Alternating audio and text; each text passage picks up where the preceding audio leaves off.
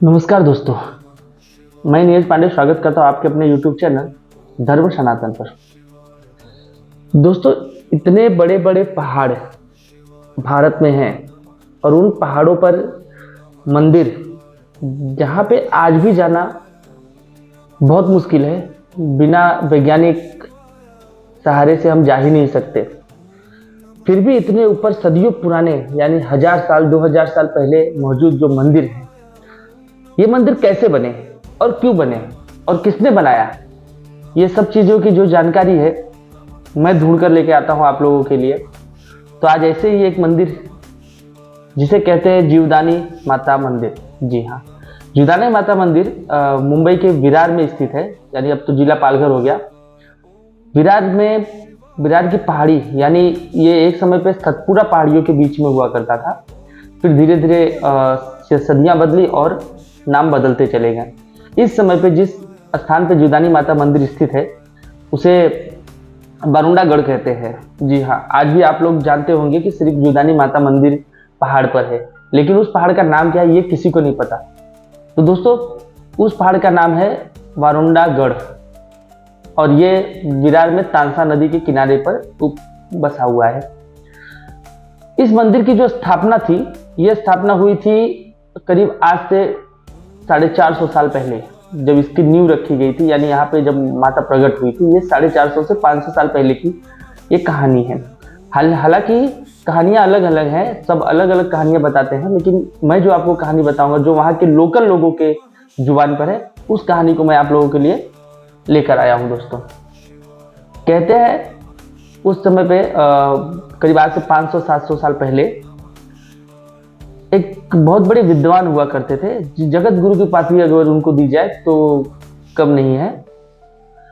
वो तांसा नदी की परिक्रमा करते हुए तांसा नदी के किनारे आकर ठहरे हुए थे और उसी समय वहां पर एक बकरी चराने वाला, यानी महार जाति का गोविंद नाम का आदमी जो है, वहां पर भी बकरियां लेकर गया हुआ था।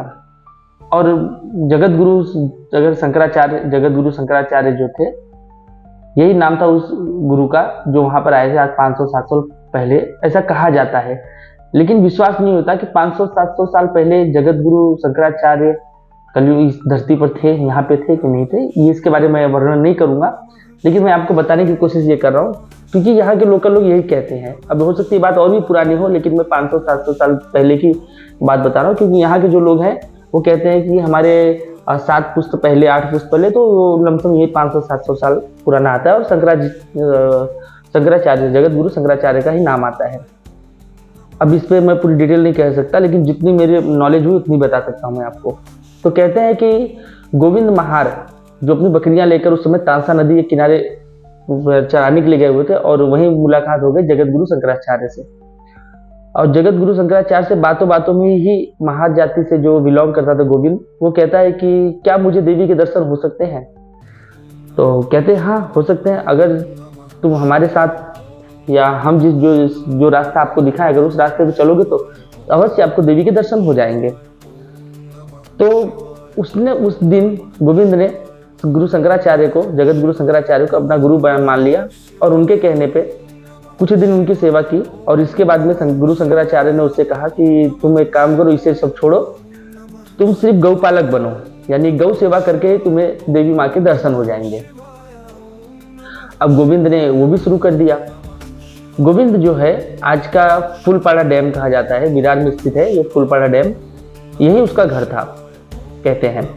और यहाँ से जो है थोड़ी सी पहाड़ी पर उसने कुछ गायों को लेकर और पहाड़ियों पर जाकर गाय चराना शुरू किया। कुछ दिन बीते, कुछ समय के बाद एक गाय ने एक खूबसूरत सफेद गाय को जन्म दिया, यानी गाय के बच्चे को, जो बोलते हैं ना गाय, छोटा बच्चा, और एकदम सफेद यानी पूरा व्हाइट कलर में उसने जो है बच्चे को जन्म दिया। उसे कहीं पे भी दाग नहीं थे पूरे शरीर में।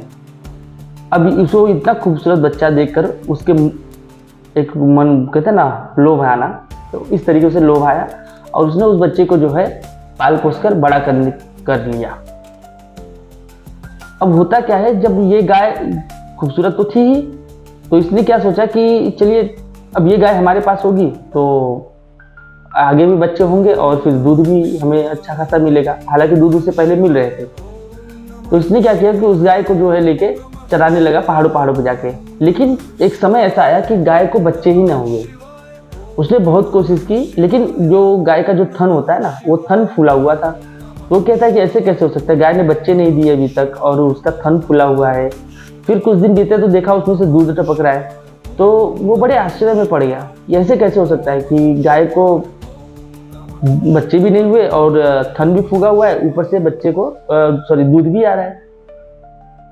तो कुछ दिन देखने के बाद में वो कहता है, वो देखा कि गाय दूध तो गिर रहा है, लेकिन जब वो दूध निकालने के लिए बैठता है तो दूध गाय के थन में दूध ही नहीं होता, यानी जो उसको थन कहते हैं, जहां से दूध निकलता है गाय को। तो ये क्या करता है, ये चले जाता है वहां पे ढूंढने के लिए गाय को। मेरी गाय अगर जा रही है तो दूध कौन निकाल रहा है, उसे शक होता है कि कोई इसका दूध निकाल ले रहा है। तो वो जो है उसी को ढूंढते ढूंढते वो पहाड़ों पे चले जाता है। और जब वहां जाता है देखता है कि एक जगह पहाड़ पर, जो जुदानी का आज आप लोग देखते हैं, जुदानी के पहाड़ के ऊपर एक जगह पे एक चट्टान है और चट्टान के ऊपर एक आकृति, एक सुंदर कन्या की आकृति उभरी हुई है। तो वो जब वहां पे जाता है वो देखता है तो कहता है ये क्या हो सकता है। और उसी समय इसे याद आ जाती है जगत गुरु शंकराचार्य की, कि शंकराचार्य ने मुझे कहा देवी के दर्शन होंगे।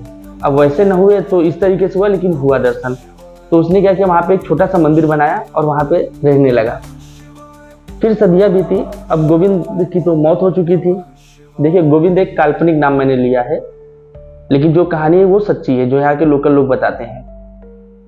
तो जब वो उसने छोटे से मंदिर को बनाया और इसके बाद में जब वहां पे सदियां बीती और सरकार गवर्नमेंट वहां पे जब आई, मतलब भारत आजाद हुआ, फिर गवर्नमेंट बनी, धीरे धीरे क्या होता है कि यहाँ के जो लोकल एमएलए विधायक वगैरह जो होते हैं, इन्होंने उस मंदिर का निर्माण किया और निर्माण बहुत अच्छा किया। कहते हैं पहले ये सीढ़ियां 1800 सीढ़ियां थी, यानी नीचे से लेके ऊपर तक जाने पर जो सीढ़ियां हैं आज के जगह पे, वो 1800 सीढ़ियां थी, लेकिन अभी 1375 सीढ़ियां जो है बची हुई है।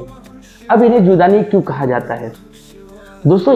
इस पहाड़ पे पहले जीवन रक्षक दवाएं जो हैं इस पहाड़ पर मिला करती थी, और इसी जीवन रक्षक जो दवाएं मिलती थी, इसी की वजह से उस देवी का नाम जीवदानी माता रख दिया। हालांकि इनकी एक छोटी बहन भी है जिसे कहते हैं बारोंडा देवी। बारोंडा देवी, मैंने एक अभी पहाड़ का एक नाम बताया था कि एक बारोंडा देवी बारोंडा गढ़ है, और हर पहाड़ पे एक छोटी से देवी का पूजा होती है। और उसी समय पे जब मंदिर का निर्माण होता है, बारोंडा देवी मंदिर का भी निर्माण हो गया। और दोस्तों कहते हैं कि बारोंडा देवी और माँ जीवदानी दोनों बहन है, सिस्टर्स है, मतलब आज के टाइम पे क्या सिस्टर्स है दोनों। छोटी बहन है बारोंडा देवी और जीवदानी माँ बड़ी बहन है। दोस्तों ये जो पूरा मंदिर है, बारोंडा देवी का भी बहुत छोटा मंदिर है, लेकिन जीवदानी माता का बहुत बड़ा मंदिर है। यहाँ पे अगर आप आज भी जाते हैं, किसी महिला के ऊपर या पुरुष के ऊपर भूत प्रेत कोई छाया अगर है, तो वहाँ जाने के बाद में वो खेलने लगता है और वो बताता है कि मैं कौन हूँ, कहाँ से हूँ, क्यों आया हूँ। ये सब चीज़ें जो है वहाँ पर होती है। और जीवदानी माता मंदिर के जस्ट बैक साइड में पीछे की तरफ पहाड़ियों के थोड़ी से ऊपर एक पत्थर भी है। अगर उस पत्थर पे जाके आप अपना अगर सिक्का चिपकाते हैं और कोई मन्नत मांगते हैं तो वो जो है मन्नत पूरी होती है। और तो अगर मन्नत पूरी होनी होगी, ये भी बता दूं आपको, अगर मन्नत अगर आपकी पूरी होनी है तो ही वो सिक्का जो है उस पत्थर से चिपकता है, और अन्यथा वो सिक्का जो है गिरकर नीचे चले जाता है। दोस्तों यहाँ पे आज के समय पे पहले तो ऐसा कुछ नहीं था, पहले तो सब नॉर्मल सीढ़ियों से जाया करते थे, लेकिन अभी इस समय पे वहाँ पे रोपवे चल रही है। रोपवे यानी एक ट्रेन, एक तरह की ट्रेन चढ़ाई बनाई गई जो पहाड़ों पे चलती है। तो रोपवे है, जाने के लिए 2 सीढ़ियाँ हैं, एक जीवदानी माता का मुख्य द्वार और एक बैक साइड से है जो कहते हैं 5 पायरी से। 2 तरीके से आप सीढ़ियों से ऊपर जा सकते हैं, और तीसरा है ये रोपवे बना हुआ है, इससे आप वहां तक पहुंच सकते हैं। दोस्तों यहाँ पे नीचे की तरफ एक भंडारा चलता है जहाँ पे आज भी 10 रुपए में भोजन मिलता है। दोस्तों बड़ा तो नहीं है, लेकिन 10 रुपये कोई बड़ी बात भी नहीं है। 10 रुपये में भरपेट भोजन आपको मिलता है, आप जाके कर सकते हैं।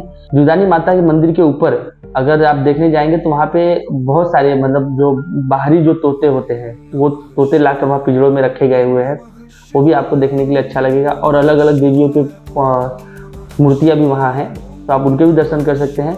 बलि प्रथा, जो पहले वहाँ पे मुर्गा या बकरा जो चढ़ाया जाता था दोस्तों, आज भी वो चढ़ाया जाता है, लेकिन वहाँ पे काटा नहीं जा सकता क्योंकि ये गवर्नमेंट ने प्रतिबंध कर रखा है।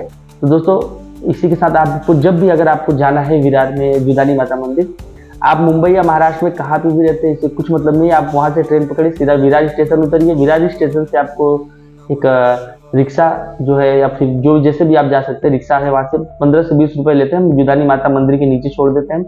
वहाँ पे कार पार्किंग की भी सुविधा है, साथ में चप्पल स्टैंड भी है, और फूल मालाओं की जो जितनी भी दुकानें हैं सब जो है मंदिर के ऊपर सीढ़ियों पे ही बनी हुई हैं। तो आप जाके आराम से दर्शन करके, एक दिन का ट्रिप होता है, आप एक दिन में जाइए, दर्शन करके आप आराम से अपने घर आ सकते हैं। तो दोस्तों इसी के साथ मैं लेता हूँ अलविदा। अगर आप लोगों को हमारी वीडियो अच्छी लग रही है, धर्म के रिलेटेड वीडियो है, अगर आप लोग को अच्छी लग रही है तो आप हमारी वीडियो को लाइक कीजिए, सब्सक्राइब कीजिए।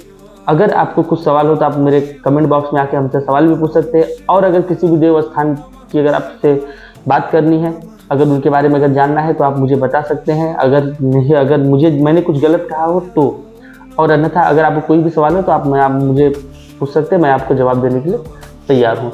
चलिए दोस्तों, इसके लिए बढ़ता हूँ अब आगे नेक्स्ट वीडियो के लिए, क्योंकि अब मुझे भी रिसर्च करनी होती, जानकारी चाहिए होती है। तो अब अगली वीडियो मेरी 2 दिन के बाद में मैं आप लोग के साथ लेकर आऊँगा। तब तक के लिए दोस्तों नमस्कार।